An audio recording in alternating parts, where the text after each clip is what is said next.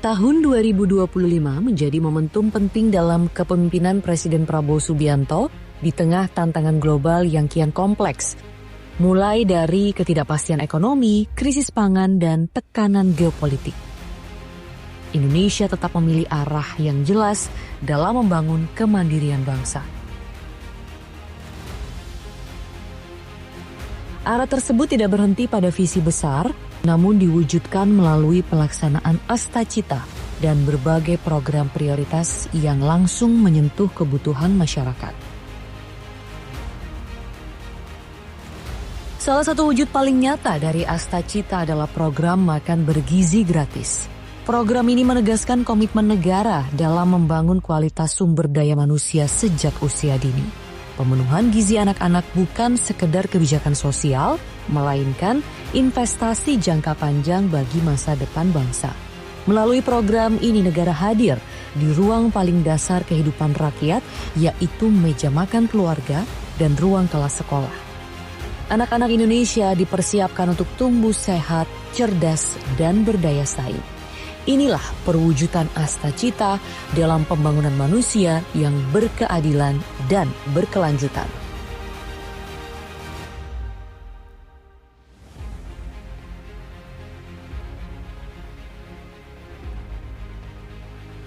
Tahun 2025 menjadi tonggak penting dalam arah pembangunan sumber daya manusia Indonesia. Di bawah kepemimpinan Presiden Prabowo Subianto, pendidikan kembali ditegaskan sebagai fondasi utama kemajuan bangsa. Salah satu wujud nyata dari komitmen tersebut adalah penguatan dan pembangunan sekolah rakyat. Sebuah inisiatif yang menegaskan bahwa negara hadir untuk memastikan setiap anak Indonesia memiliki hak sama untuk belajar dan bermimpi. Presiden Prabowo memandang sekolah rakyat bukan sekedar bangunan fisik, melainkan ruang harapan. Melalui kebijakan yang berpihak pada masyarakat kecil, sekolah rakyat dirancang untuk menjangkau anak-anak dari keluarga kurang mampu, daerah terpencil, dan kelompok yang selama ini rentan tertinggal dari sistem pendidikan formal. Ini mencerminkan keyakinan Presiden Prabowo bahwa tidak boleh ada satupun anak Indonesia yang tertinggal hanya karena kondisi ekonomi.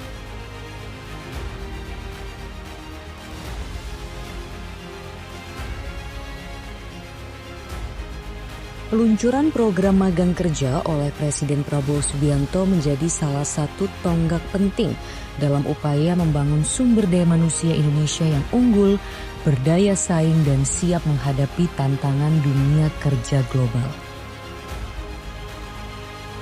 Program magang ini dirancang untuk memberikan kesempatan kepada pelajar, mahasiswa, dan lulusan baru untuk terjun langsung ke dunia kerja. Peserta akan ditempatkan di berbagai sektor strategis mulai dari industri, UMKM, pertanian, teknologi, hingga instansi pemerintahan.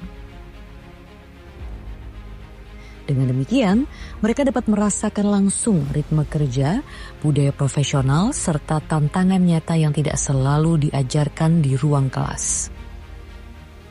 Program magang kerja menargetkan 100.000 peserta hingga akhir 2025 dengan dukungan 1.666 perusahaan yang telah mendaftarkan 26.181 lowongan magang.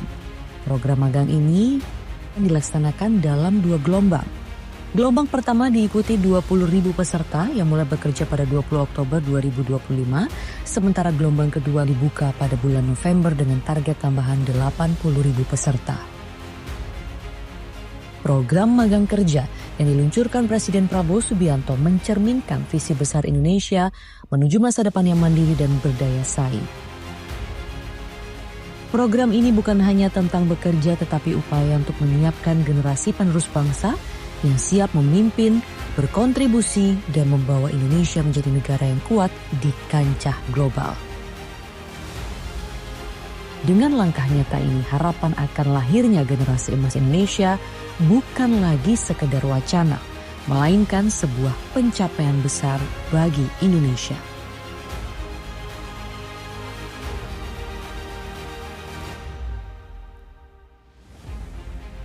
Pemerintah di bawah kepemimpinan Presiden Prabowo Subianto memberikan perhatian serius pada kebijakan stimulus keuangan sebagai instrumen utama menjaga stabilitas dan mendorong pertumbuhan ekonomi nasional. Stimulus ini dirancang untuk melindungi daya beli masyarakat sekaligus menggerakkan sektor usaha. Presiden Prabowo menegaskan bahwa kebijakan keuangan negara harus berpihak pada rakyat dan dunia usaha produktif. Oleh karena itu, pemerintah menyalurkan berbagai stimulus yang menyasar masyarakat berpenghasilan rendah, UMKM, serta sektor-sektor strategis yang memiliki dampak luas terhadap perekonomian. 8 stimulus ekonomi telah dirilis pemerintah dengan total anggaran 16,23 triliun. Stimulus ini diberikan dalam bentuk bantuan pangan hingga pembebasan pajak yang ditargetkan mampu mendorong pertumbuhan ekonomi hingga 5,2% sepanjang 2025. Presiden Prabowo Subianto menyiapkan anggaran 16,23 triliun untuk membiayai stimulus tersebut. Dana itu akan digunakan antara lain untuk tambahan bantuan sosial dan perluasan pembebasan pajak penghasilan. Pemerintah memastikan setiap kebijakan stimulus dijalankan secara hati-hati, terukur, dan berkelanjutan dengan tetap menjaga kesehatan fiskal negara. Transparansi dan akuntabilitas menjadi bagian penting agar manfaat stimulus benar-benar dirasakan masyarakat. Melalui stimulus keuangan yang tepat sasaran dan berpihak pada produktivitas, Presiden Prabowo optimistis Indonesia mampu menghadapi tantangan global dengan lebih tangguh, sekaligus membuka peluang pertumbuhan ekonomi yang inklusif.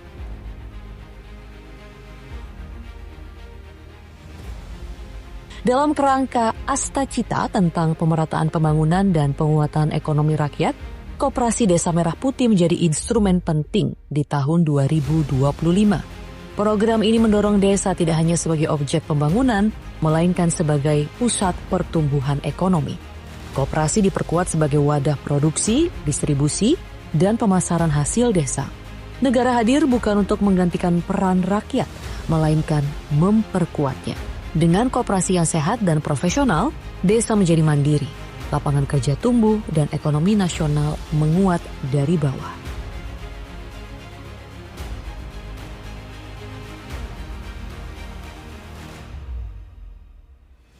Penguatan ekonomi rakyat juga diwujudkan melalui kredit usaha rakyat atau KUR atau KUR yang terus diperluas dan dipermudah. Di bawah kepemimpinan Prabowo, KUR diarahkan agar benar-benar menjadi alat pemberdayaan, bukan sekedar fasilitas keuangan. Bagi petani, nelayan, pedagang kecil, dan pelaku UMKM, KUR membuka akses modal yang selama ini menjadi hambatan utama. Program ini sejalan dengan Astacita dalam menciptakan keadilan ekonomi dan membuka kesempatan yang setara bagi seluruh rakyat untuk tumbuh dan berkembang. Di tahun 2025, program kredit juga digelontorkan Presiden Prabowo dalam sektor perumahan. Salah satunya merealisasikan program 3 juta rumah sebagai upaya memenuhi kebutuhan hunian layak bagi masyarakat berpenghasilan rendah. Komitmen tersebut ditandai dengan peresmian akad massal 26.000 kredit pemilikan rumah fasilitas likuiditas pembiayaan perumahan atau FLPP yang dirangkaikan dengan serah terima kunci rumah subsidi menyala di Cilengsi, Kabupaten Bogor.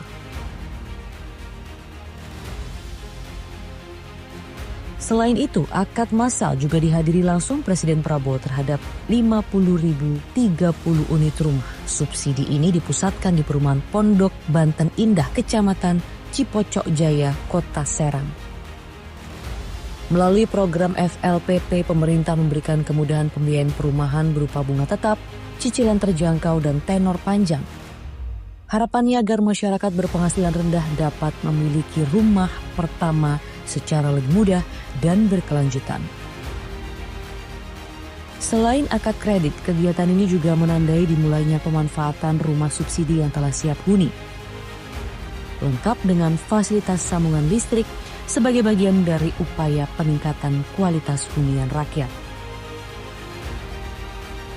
Program 3 juta rumah menjadi salah satu program prioritas nasional yang tidak hanya bertujuan menyediakan rumah layak, tetapi juga mendorong pertumbuhan ekonomi, memperluas lapangan kerja di sektor konstruksi, serta menggerakkan industri pendukung dan UMKM.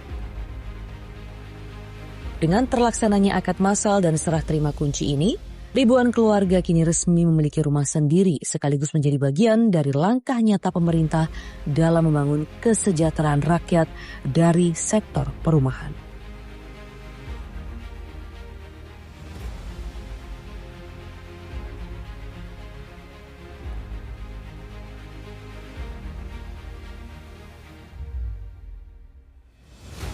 Di bawah komando kepemimpinan Presiden Prabowo Subianto, pemerintah terus memperkuat program hilirisasi nasional sebagai strategi utama dalam membangun kemandirian ekonomi dan meningkatkan nilai tambah di dalam negeri. Presiden Prabowo telah menetapkan 26 sektor komoditas sebagai prioritas hilirisasi nasional, mencakup mineral, minyak dan gas, perikanan, pertanian, perkebunan, serta kehutanan. Selain memperkuat ketahanan energi dan industri nasional, hilirisasi juga diproyeksikan menciptakan banyak lapangan kerja bagi masyarakat Indonesia. Sepanjang tahun 2025, hilirisasi telah menjadi magnet investasi nasional dan global.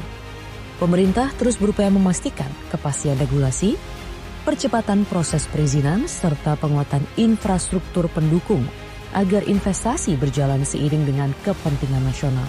Presiden Prabowo selalu menegaskan bahwa kekayaan alam Indonesia haruslah menjadi modal kekuatan bangsa, bukan sekedar komoditas ekspor murah.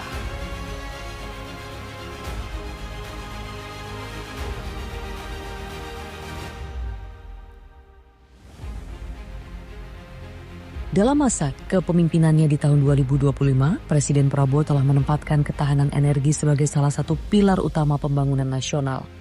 Melalui berbagai program strategis, pemerintah berupaya memastikan ketersediaan energi yang andal, terjangkau, dan berkelanjutan bagi seluruh rakyat Indonesia. Presiden Prabowo menegaskan bahwa energi bukan sekadar komoditas ekonomi, melainkan fondasi kedaulatan bangsa. Karena itu pemerintah mendorong penguatan produksi energi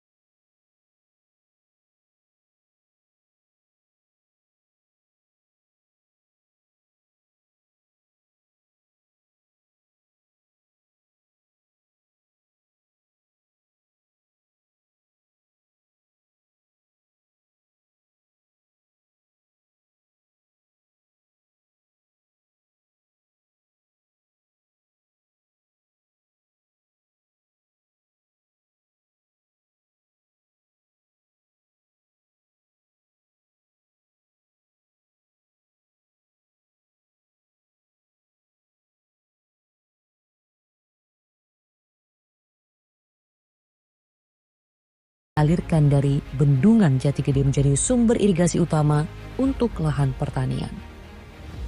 Pemerintah menargetkan ketahanan energi yang tidak hanya kuat di pusat, tetapi juga menjangkau wilayah terluar, terdepan, dan tertinggal. Melalui pembangunan infrastruktur energi di daerah, akses listrik dan energi bersih semakin merata bagi seluruh masyarakat. Dengan berbagai kebijakan dan program tersebut, Presiden Prabowo optimistis Indonesia mampu berdiri tegak sebagai bangsa yang mandiri secara energi, kuat menghadapi tantangan global, dan berdaulat dalam menentukan arah pembangunannya. Ketahanan energi bukan sekedar soal hal ini, melainkan investasi bagi masa depan Indonesia.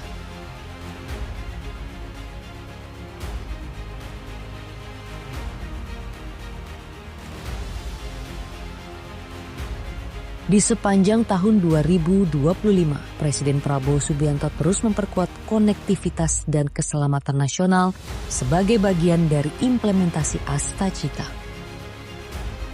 Program 8 agenda strategis pembangunan yang menjadi fondasi arah Indonesia ke depan. Salah satunya peresmian stasiun Tanah Abang baru yang merupakan bagian dari komitmen pemerintah untuk terus memperkuat konektivitas antar moda di Jakarta. Presiden Prabowo menegaskan bahwa transportasi publik yang aman, nyaman, dan terjangkau adalah hak seluruh warga negara serta fondasi penting bagi produktivitas dan pemerataan ekonomi nasional. Presiden Prabowo menegaskan bahwa konektivitas merupakan kunci dalam memperkuat persatuan nasional dan membuka peluang ekonomi yang merata. Pembangunan jalan, jembatan, pelabuhan, bandara, serta transportasi massal terus dipercepat terutama untuk menghubungkan daerah terpencil, terluar, dan perbatasan dengan pusat-pusat pertumbuhan.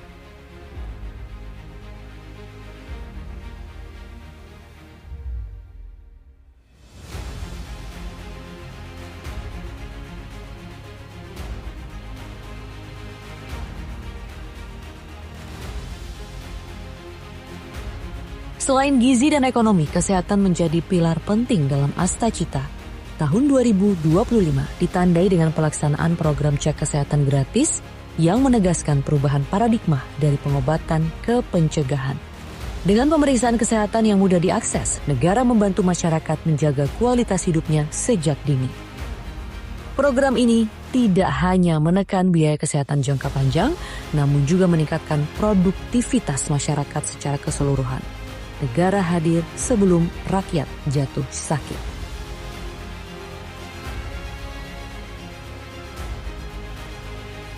Sepanjang tahun 2025, kunjungan luar negeri Presiden Prabowo bukan sekedar agenda seremonial. Diplomasi dijalankan sebagai instrumen strategis untuk memperkuat posisi Indonesia di panggung internasional. Melalui pertemuan dengan berbagai pemimpin dunia, Indonesia tampil sebagai negara yang percaya diri, berdaulat, dan siap bekerja sama secara setara. Diplomasi diarahkan pada penguatan berbagai bentuk kerjasama konkret di beragam sektor strategis. Pendekatan ini mencerminkan prinsip bahwa hubungan luar negeri harus memberi manfaat nyata bagi rakyat. Bukan sekadar citra, Indonesia tidak hanya ingin menjadi pasar, tetapi mitra yang dihormati.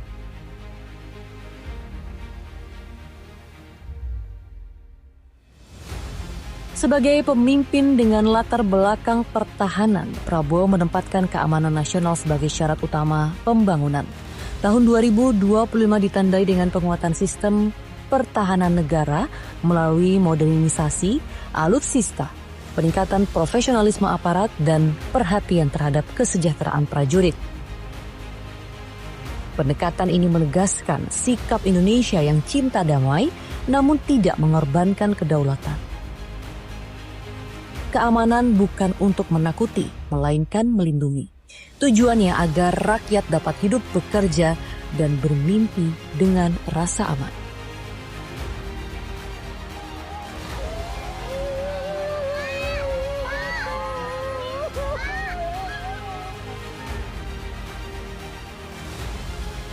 Peristiwa banjir bandang yang melanda sejumlah wilayah di Sumatera dan Aceh pada akhir November 2025 menjadi ujian nyata bagi pemerintahan Prabowo. Pada situasi darurat tersebut, negara langsung bergerak cepat, berkoordinasi, dan berpihak pada keselamatan rakyat.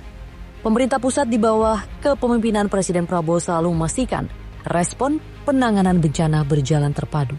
Caranya melalui pengerahan sumber daya, dukungan logistik, serta koordinasi lintas kementerian dan lembaga.